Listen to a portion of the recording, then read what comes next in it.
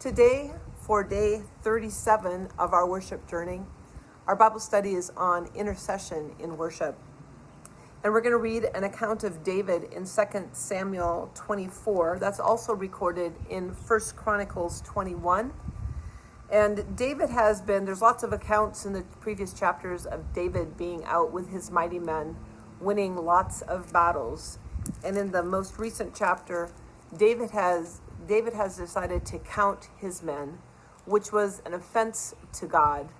And so God gave David three options of what his punishment might be. And David chose to fall into the hands of God's mercy and let God decide. And so a plague is what God had decided would come against David. And one of the commentaries I read made a note about that I thought was interesting, that David's sin was that he was counting the men and taking pride in it, apparently. And God's punishment was actually to deplete the number of people. And so it worked completely adverse to what David was taking pride in, and was a manner of humbling David along the way. And then David is trying to intercede for the people to stop the plague. And Gad, the prophet, came and spoke to David.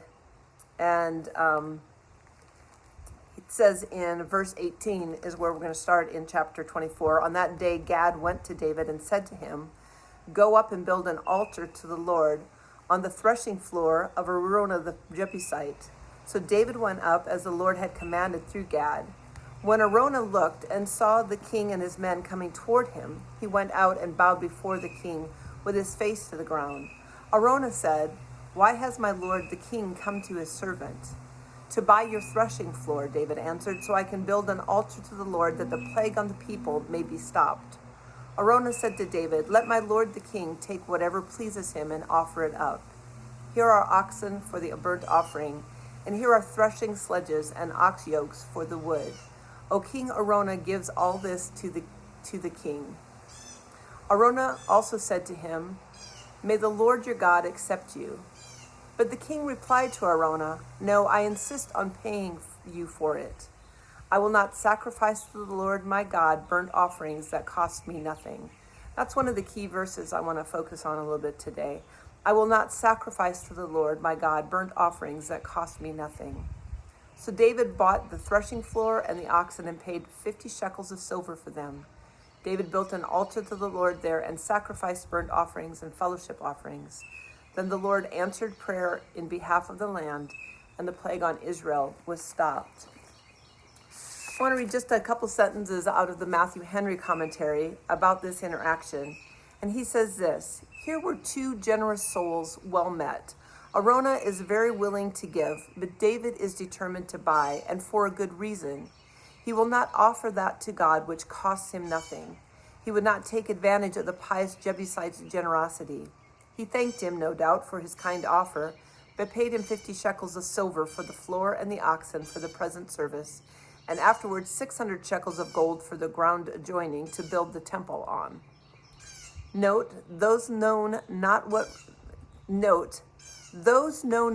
religion is, whose chief care it is to make it cheap and easy to themselves. Let me read that again. Those know not what religion is, whose chief care it is to make it cheap and easy to themselves, and who are best pleased with that which costs them least pains or money. What have we our substance for but to honor God with it? And how can it be better bestowed? So the whole idea that sometimes our worship, our following of God, is going to cost us something.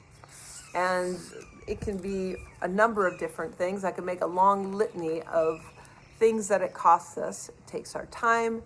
It takes our energy. It takes us away from sleep sometimes, right? There's different things that it costs us. But we don't want to make this a small thing that we don't take seriously. Now, another interesting fact about that threshing floor of Araunah is that it is the same location that Abraham sacrificed or went to sacrifice his son Isaac way back in Genesis, and then God provided a lamb so that Isaac didn't have to be sacrificed. And we talked about that briefly a few weeks ago. It also, and it mentioned this in that note that I read from Matthew Henry, it also is the location that the temple, Solomon built the temple sometime after David's death.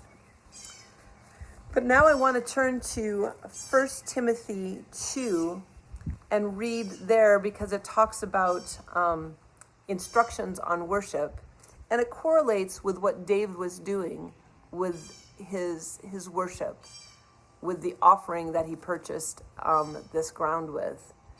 He was there interceding for the people. He was there not only for himself, although he was repenting of his own sin.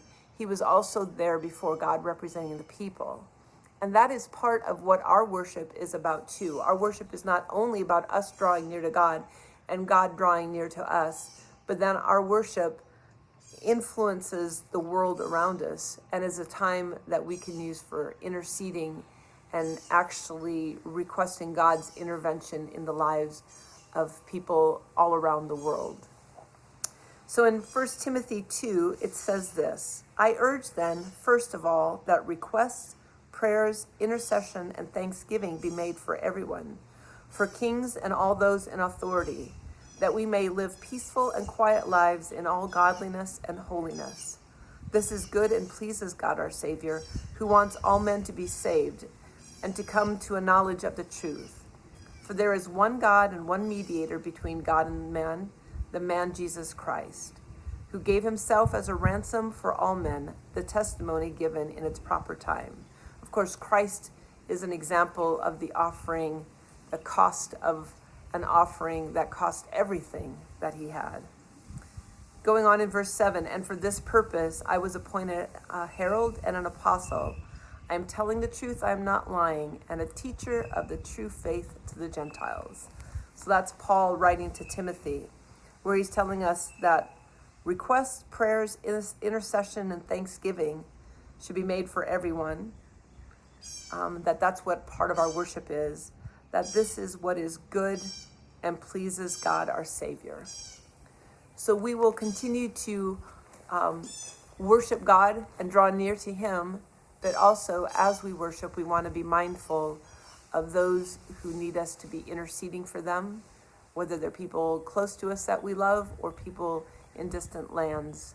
But that's something we want to keep on our minds too, so that we can, again, be pleasing to God.